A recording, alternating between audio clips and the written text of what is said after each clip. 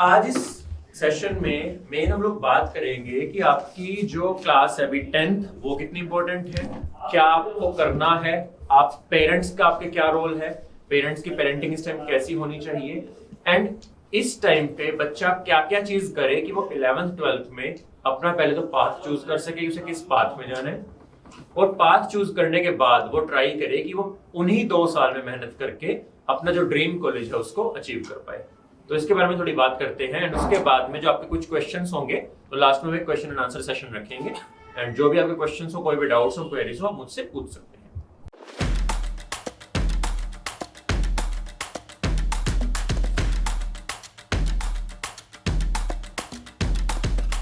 तो अभी आप 10th क्लास में आने वाले हैं एंड ये एक लास्ट साल होगा आपकी एज का जहां पे आपके सारे दोस्त सब कुछ सेम कर रहे हैं। इसके बाद आपके पाथ अलग अलग हो जाएंगे। साइंस वाले बच्चों के अलग सब्जेक्ट्स होंगे, कॉमर्स वालों के अलग होंगे, आर्ट्स वालों के अलग होंगे। साइंस में भी 2 स्ट्रीम्स होती हैं, शायद पता ही होगा आपको, मेडिकल, नॉन मेडिकल। तो वहां पे भी आपका एक एक सब्जेक्ट अलग होगा, नॉन मेडिकल के लिए मैथ्स एंड मेडिकल के लिए बायोलॉजी। अब अगर आप साइंस में घुसना चाह रहे हैं, कॉम्पिटिटिव एग्जाम्स हैं, बहुत हाईली कॉम्पिटिटिव एग्जाम्स हैं, नॉन मेडिकल के JEE Mains, JEE Advanced and medical के लिए नीट।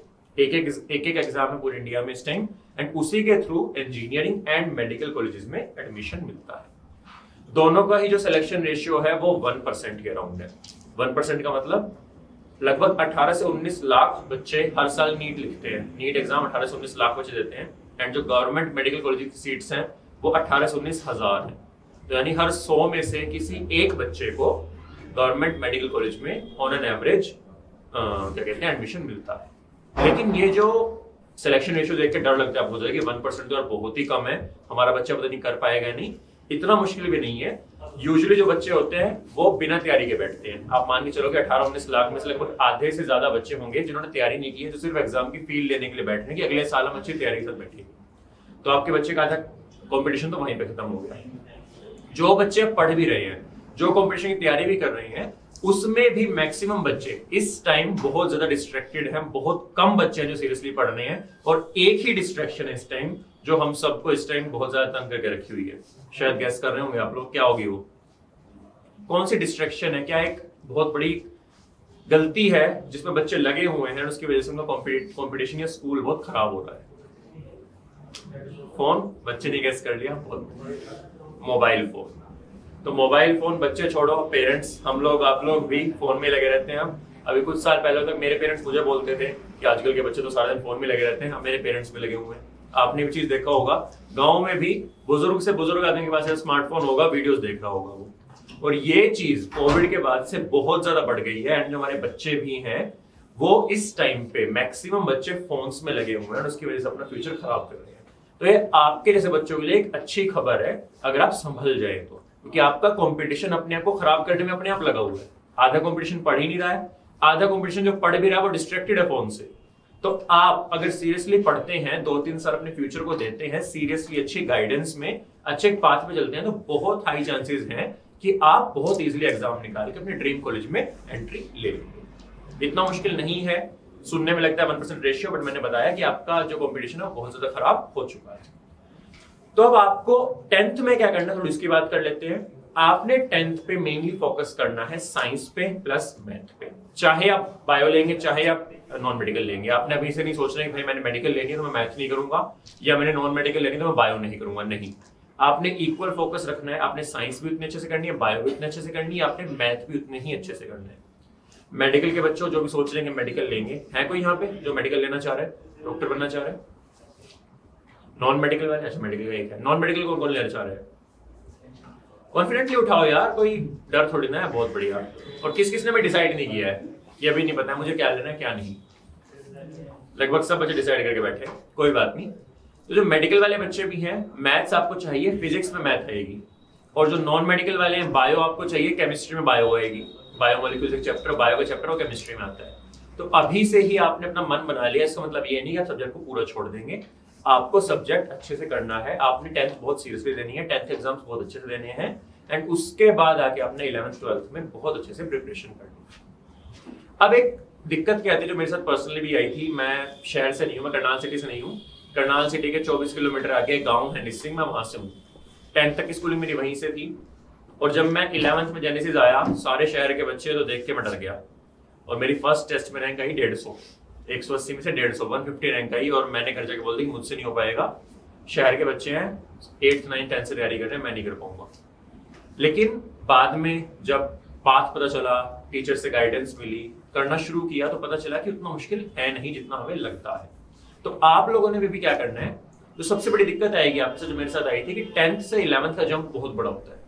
10th का सिलेबस बहुत कम है, जितने 10th में पूरी बुक है उतना 11th में एक चैप्टर है, एक यूनिट है। और 11th का सिलेबस 12th से भी ज्यादा है। तो जो जंप आता है 10th से 12th का, वो बहुत बड़ा आता है। तो आपने अभी से ही अपने आप को प्रिपेयर करना है कि जब आप 11th में आए तो आपको बहुत ज्यादा दिक्कत ना हो, आप बहुत ज्यादा परेशानी में ना आए कि भाई एकदम से सिलेबस बढ़ गया है। तो अभी से आप 10th के साथ थोड़ा थोड़ा 11th करनी स्टार्ट कर सकते हैं। तो आपकी जो 10th होगी, 10th के टाइम पे ही कुछ कुछ टॉपिक्स हैं जो 10th के 11th में आते हैं, मैक्सिमम टॉपिक 10th के 12th में आते हैं। अगर आप उसको अभी करेंगे, 10th के साथ ही अगर आप 11th या 12th के कुछ टॉपिक स्टार्ट कर लेंगे, तो आपका जो जंप है वो उतना स्केरी नहीं लगेगा, आपकी ट्रांजिशन थोड़ी स्मूथ होगी। अर्ली स्टार्ट बोलते हैं इसको। करनाल में हम पिछले 3-4 साल से कर रहे हैं। ये देखा जा रहा है कि जिस बच्चे ने अर्ली स्टार्ट किया है वो बहुत स्मूथली 11th 12th में ट्रांजिशन लेता है और उसके बाद इजीली रैंक निकाल लेता है। इस साल में हमारे 10th to 11th के 2 बैचेस ऑलरेडी बन चुके हैं। करनाल में जो बच्चे 10th में हैं वो वीक में 5 दिन 10th कर रहे हैं एंड 2 दिन की क्लासेस 11th की लगाई जा रही हैं। इसके साथ मैं पेरेंट्स से बोलना चाहूंगा, अब आपका रोल बहुत इंपॉर्टेंट शुरू होने वाला है। बच्चे की जो कॉम्पिटिटिव क्लासेस हैं बहुत ज्यादा मुश्किल होती हैं बच्चे के लिए अगर वो अकेला लग जाता है। तो अब आपने घर में ऐसा माहौल बनाना है कि बच्चा इजीली पढ़ पाए।